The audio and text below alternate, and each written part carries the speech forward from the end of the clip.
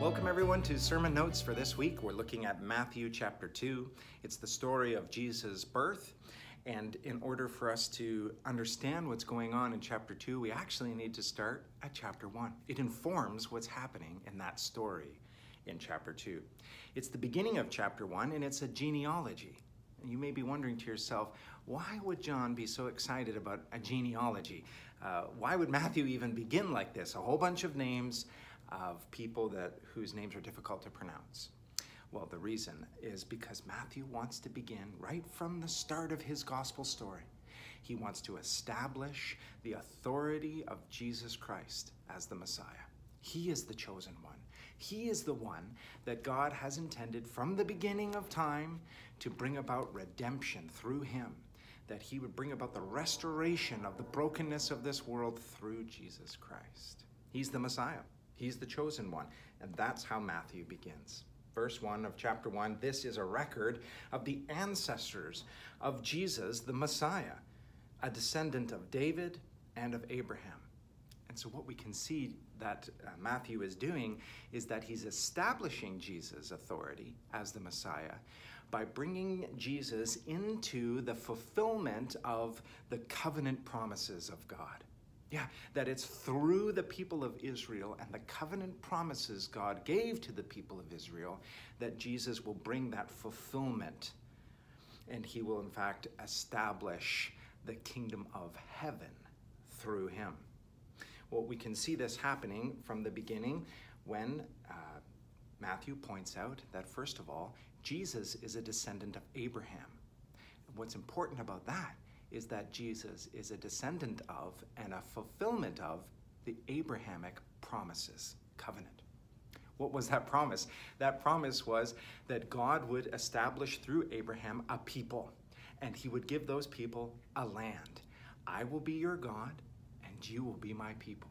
And through that, through the descendants of Abraham, he would bring about redemption for the world. Well, that incredible promise, that great covenant, Matthew is saying, is fulfilled through Jesus. So the important part is that, yes, Jesus is a descendant of Abraham. He's a fulfillment of the Abrahamic covenant. And there's 14 generations that Matthew brings in here. 14 generations, Abraham. Abraham was the father of Isaac. Isaac, the father of Jacob and the 12 tribes. And then we see that Matthew brings this list of 14 generations up to the next covenant promise, which is a king promise. The first one, land, people, through this, that God would bring redemption through the seed of Abraham. He would bring redemption of the world. And this comes to then the next promise, which is a 14 generation of the kings. And this is 14 generations, and this is the David promises. The David promises were all about kingship, that God had established David's throne, and then he promised, the promise was that there would be a king that would sit upon his throne forever. Always intended in God's mind and in his plan was King Jesus. He would be the one. He's the Messiah. He's the promised king for the kingdom of heaven. So the two promises now are coming through here, and Matthew is establishing Jesus to be the one through Israel's covenant history. It's climaxing into the person of Jesus Christ. Now there's a third set of generations, and this third set, 14 generations, and that is the generations of the exile, the Babylonian exile. Verse 12, after the Babylonian exile, we get Jehoiachin, the father of Shealtiel. Difficult names to pronounce. The important part being that there was also many promises that were brought during this time of exile. Promises that the Messiah would come and would lead the people of God back from exile to the promised land.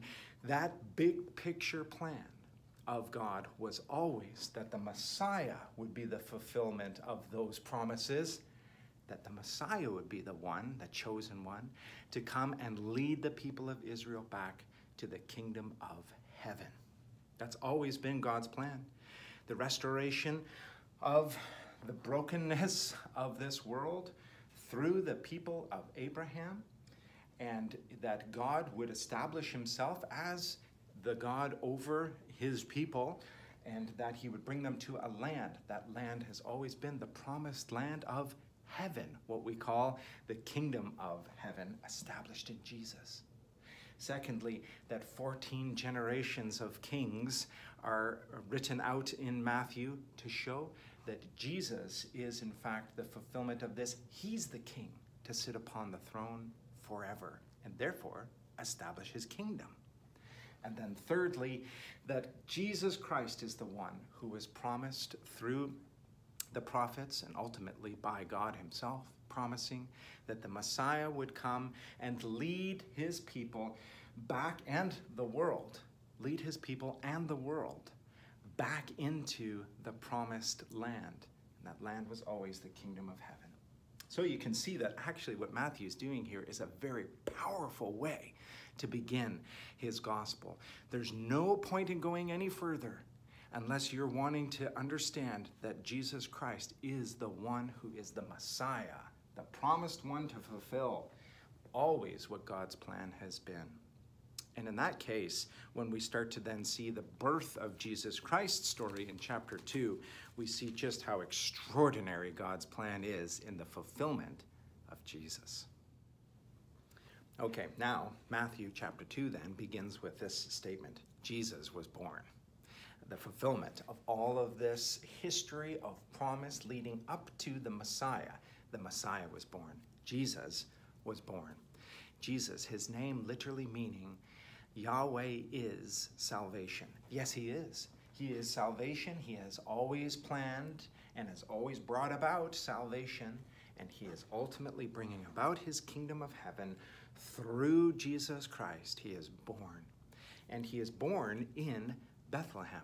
Well, that's a fulfillment then, fitting into this set of promises that God would establish David's kingdom forever. He would set a king upon David's throne forever.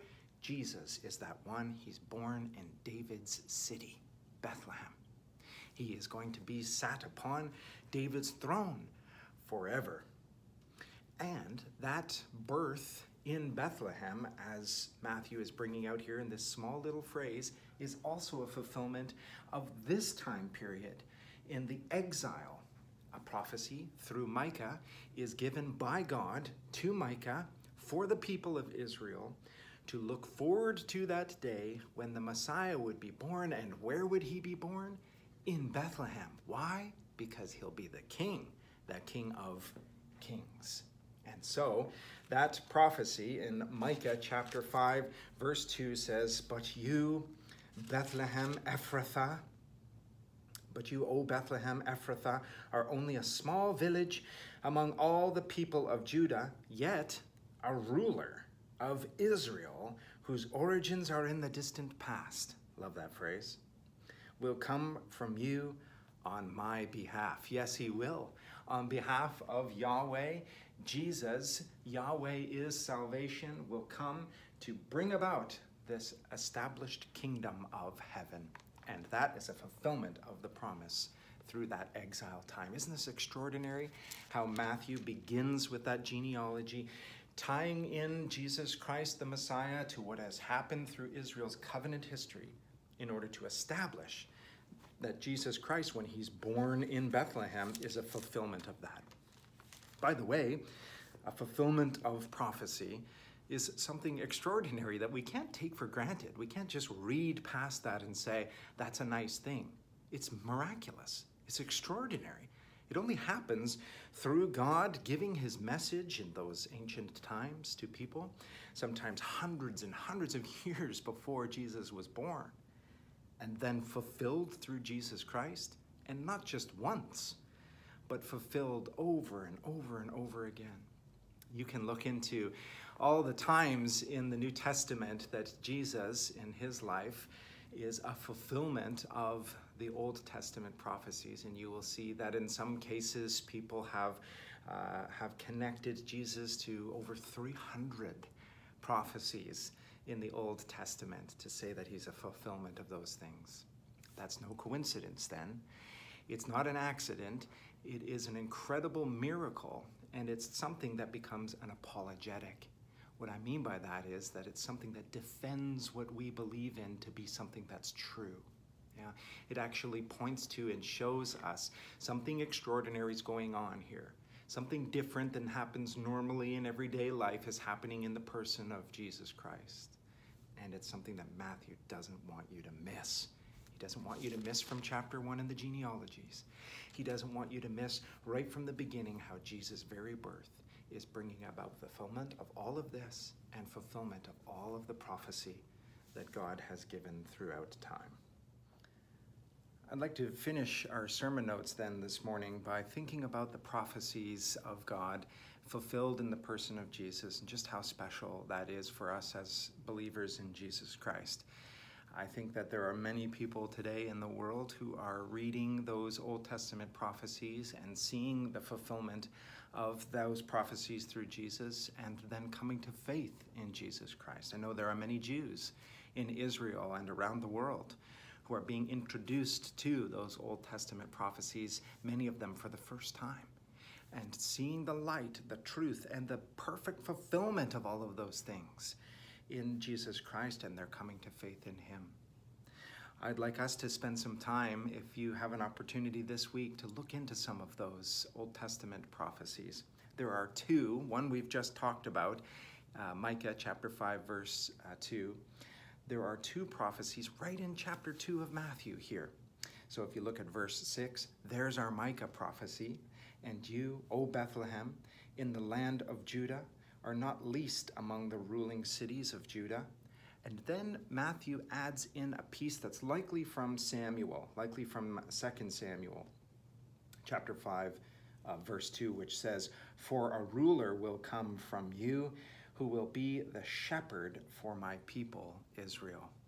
And so that fulfillment of that prophecy here we can see in the person of Jesus. You can look into the I am statements in John's gospel, and you can see that Jesus said, "I am the good shepherd."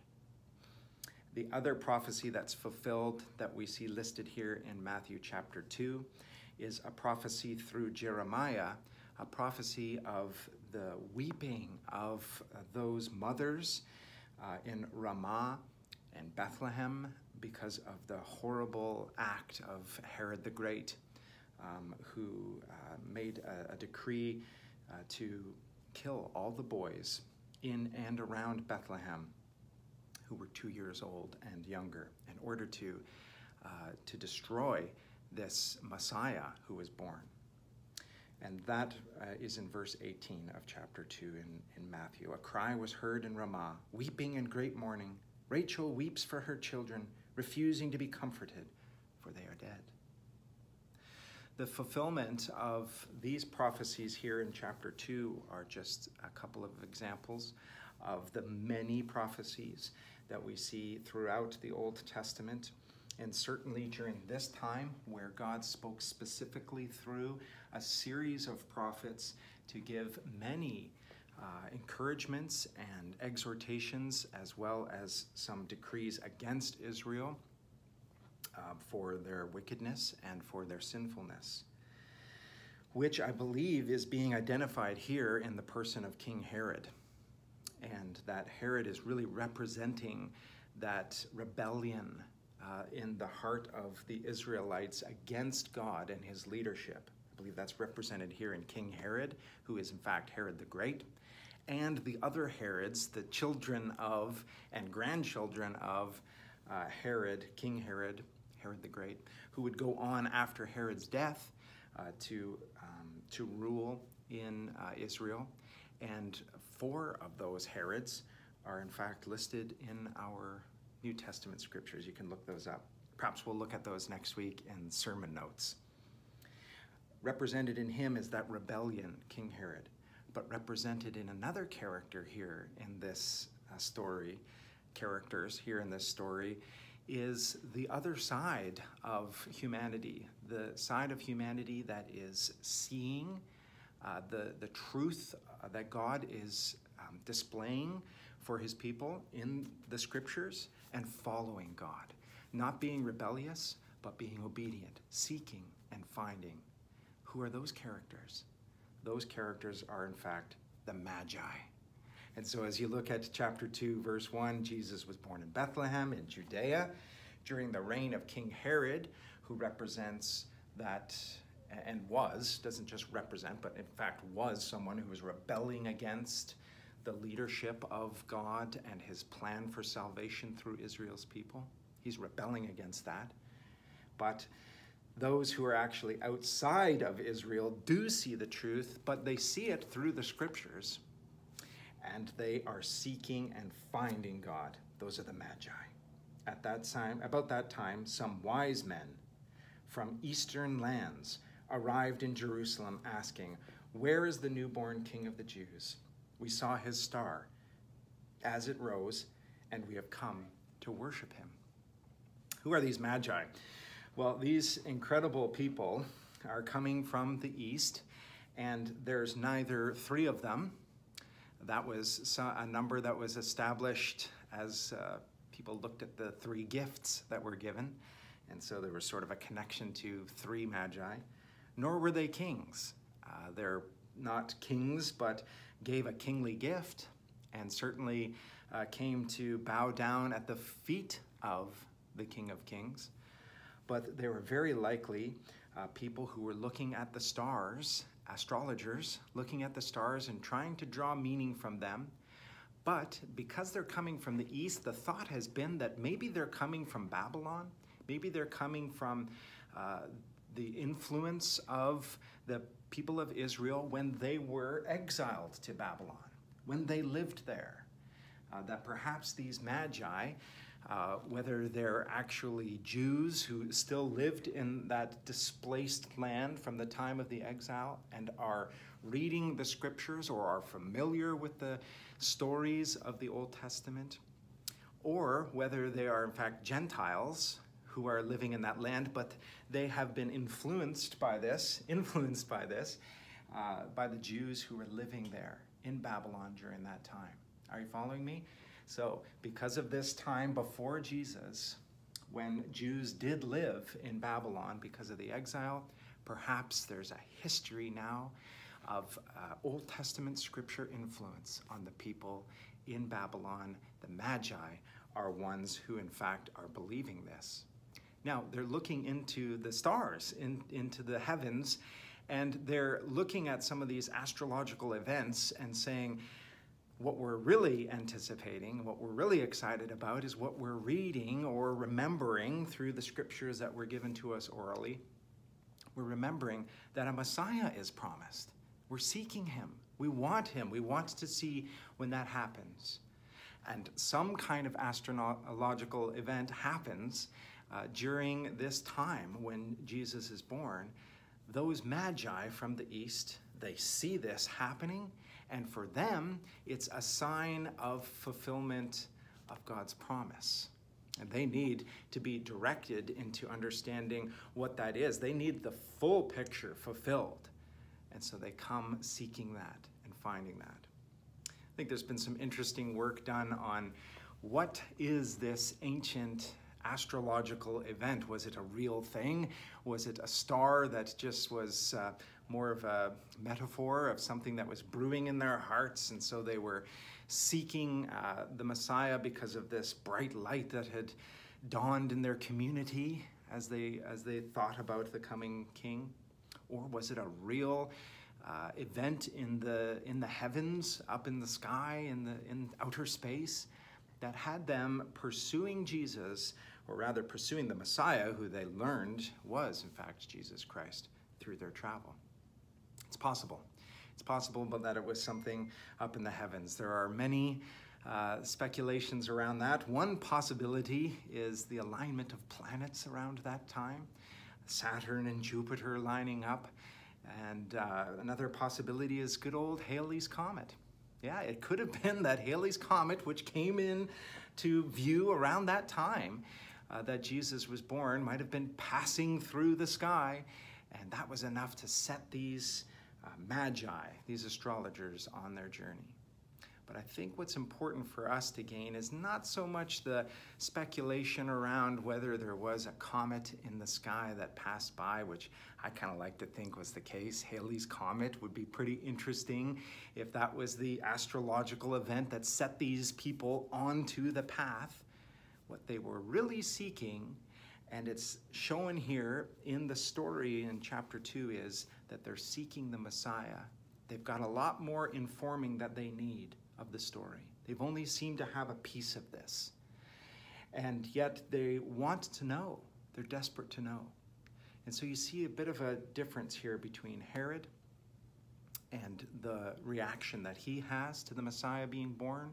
He has one of rebellion. And the reaction of the Magi, they have one of seeking and finding.